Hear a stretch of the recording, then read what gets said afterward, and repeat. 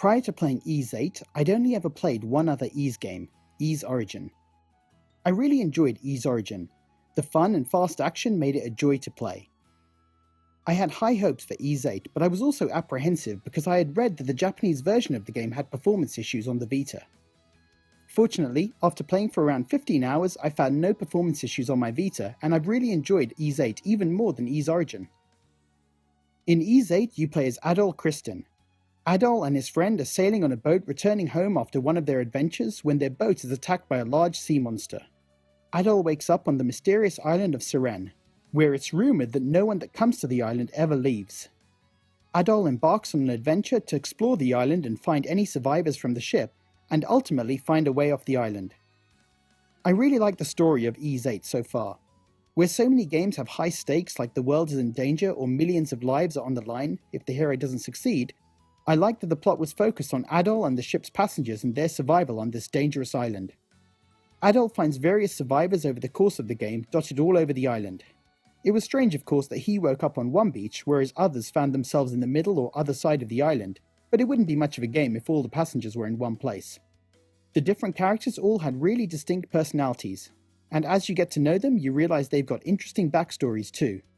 There were so many throwaway conversations that didn't serve any purpose to the plot, but were there just to develop the characters. I have a very limited knowledge of the story of the wider Ys series, and it didn't impact my understanding of the game and characters at all.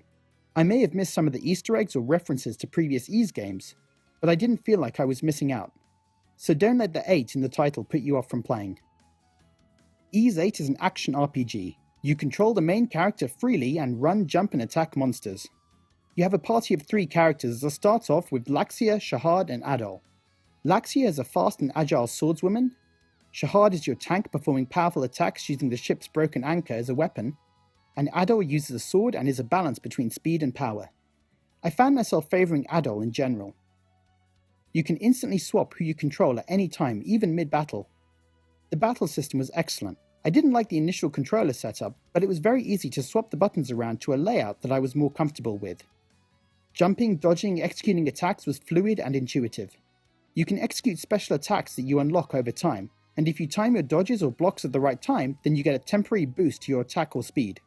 The controls were responsive and so easy to get to grips with that it makes the game really fun to play. Aside from exploring the island and fighting monsters, the game has a lot of variety and activities to do. You will of course be looking for the ship's survivors, but you also need to build and upgrade your base's buildings and defenses. You can upgrade your weapons and equipment, go fishing for food, undertake quests for other survivors that will help you become closer to them, and you can take on some tower defense missions to protect your base from waves of enemies. I love how much there is to do in this game.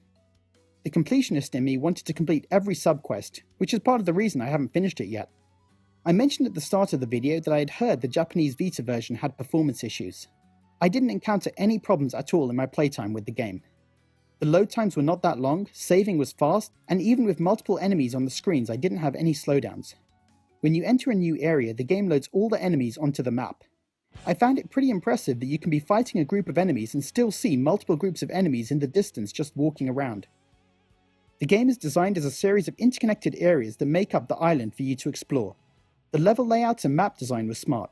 You only realise how well designed the map is when you start opening shortcuts from one area to another area that you'd visited hours earlier. The map is big and you have a lot of area to explore.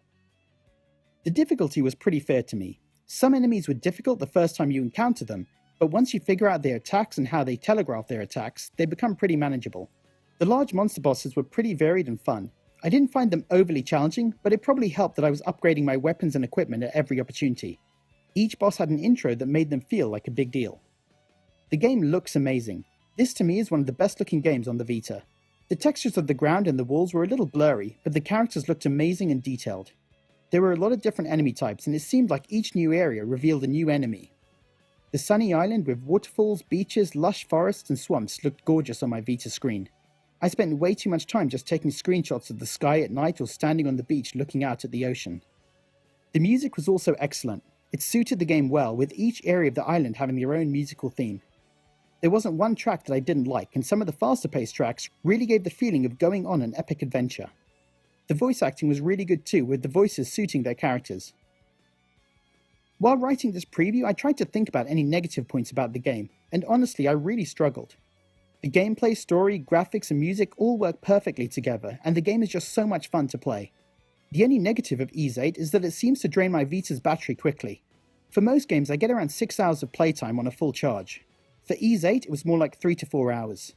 Given the size of the game, how good it looks and how well it performs, I can understand that it's more taxing on the battery than something like Undertale.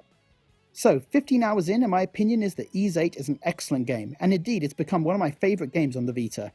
If you like action RPGs, then this is a must-buy. So guys, are you planning to pick up Ys 8? Leave a comment below, and as always, thanks for watching.